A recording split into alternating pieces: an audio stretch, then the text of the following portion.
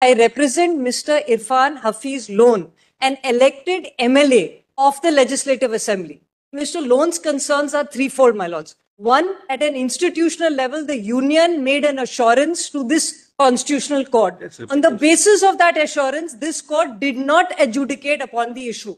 Two, what are the consequences for federalism in India if a state can be transformed in this fashion to a union territory, given an assurance to a constitutional court, which is a check on such unconstitutional action, and then nothing is done despite that assurance many years later? Second, thirdly, my lords, this is a bad precedent when it comes to the Constitution. Articles 1, 2, and 3 do not envisage the conversion of a state to a union territory. It does, and I have shown the judgment. Your lordships, therefore, my friend never argued on this, saying that we will restore statehood.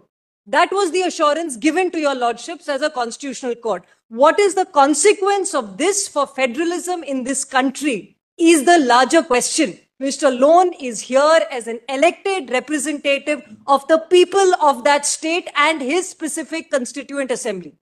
My lords, and one last point, my lords, that over a year ago, on October 18th, last year, the Jammu and Kashmir cabinet passed a resolution requesting the government to deal with this issue of restoration of statehood. It was on the basis of a resolution.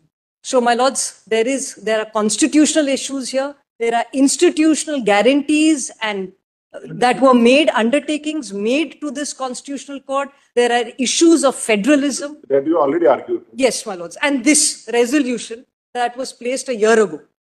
We are now approaching the 1-year anniversary. Lord, that is the correct approach. The central government is in consultation with the state government. That's the way, my lord, in a federal system, my lord, this is done. Has it passed a resolution? Gurjar Rocky said that the elections did take place peacefully and in the most democratic. 2024, October 18th, 2024. Despite is bad there in Kashmir, my friend will be right. No, then we can't dispute that.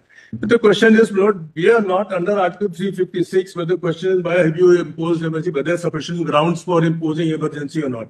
We are on the issue whether Constitution visualizes or empowers the union to demolish a state and reduce it into a union.